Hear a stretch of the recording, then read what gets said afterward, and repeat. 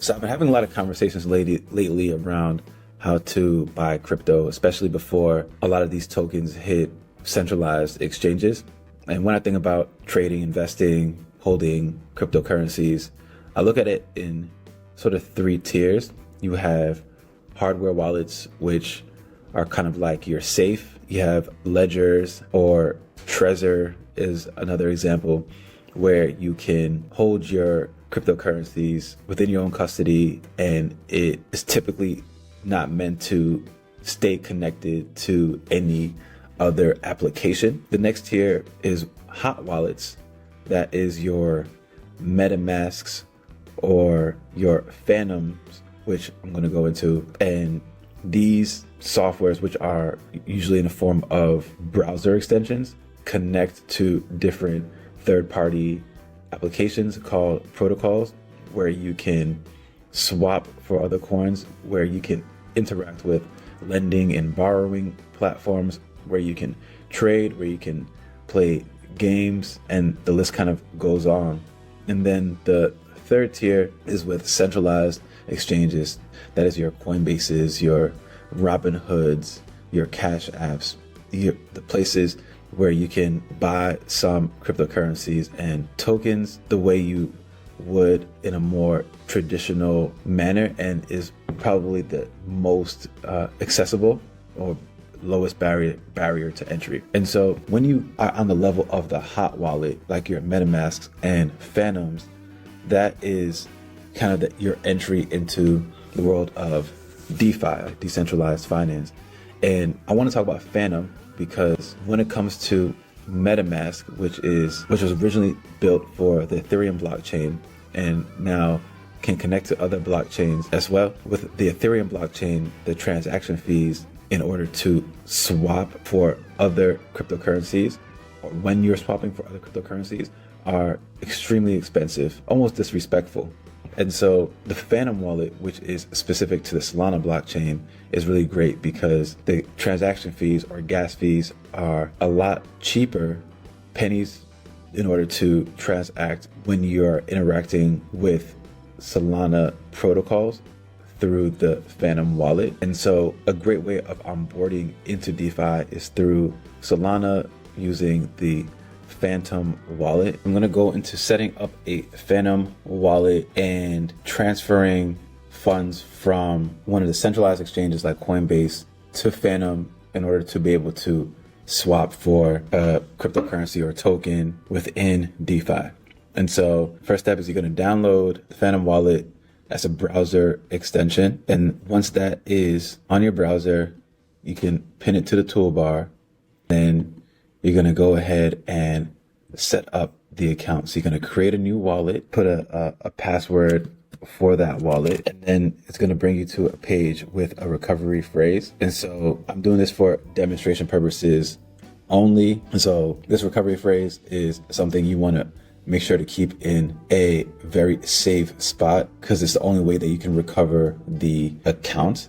And so this is separate from the password that you first created. This is how you would be able to get onto the wallet on another browser or computer, and how you'd be able to recover the account if something happens and for whatever reason you lose it. And so I'm going to go ahead and write this down again for demonstration purposes. All right. And so now you are able to go onto the wallet. So it starts off, as you can imagine, with a zero balance. And so then the way you connect to these different platforms within DeFi is through your wallet. So we're going to go on to Jupiter, which is a decentralized exchange where you can swap for different coins and tokens. So if you wanted to swap for, let's say, dog with hat, you would connect your wallet to Jupiter. It would ask you to confirm that connection, and then you would be able to swap your Solana, let's say, for the dog with hat.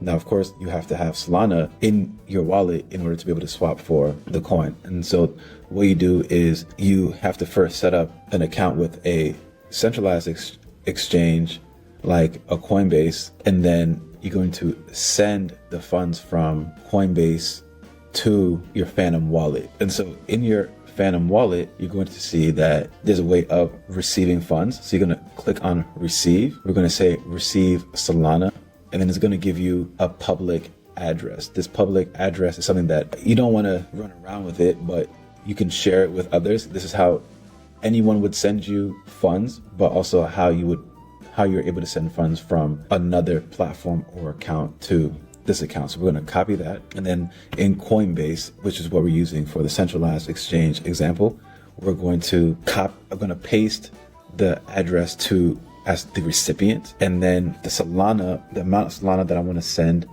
in my Coinbase account to the Phantom wallet, I'm not able to send. And you see, it takes less than a minute, which is what's really great about the Solana blockchain, in that it is very fast. And all right, and so now the funds should be making its way over there, or may even already have transferred there. All right, so you see it's already been transferred over.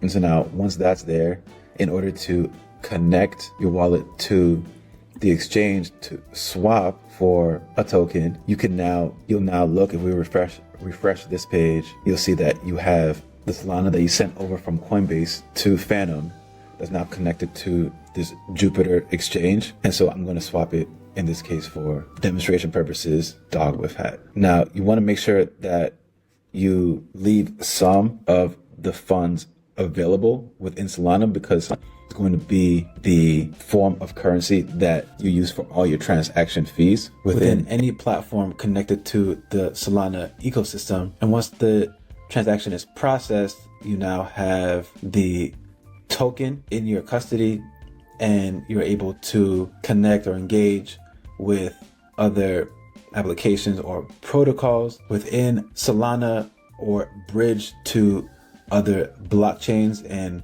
explore what platforms exist elsewhere. But this is what it looks like to swap on a decentralized exchange by first taking funds, transferring it from a centralized exchange to a decentralized wallet, connecting that wallet to a decentralized exchange in order to swap for a token that you're interested in. And so if you liked this tutorial and would like to see more, please give me some feedback. Let me know what I could have done better. And there you have it.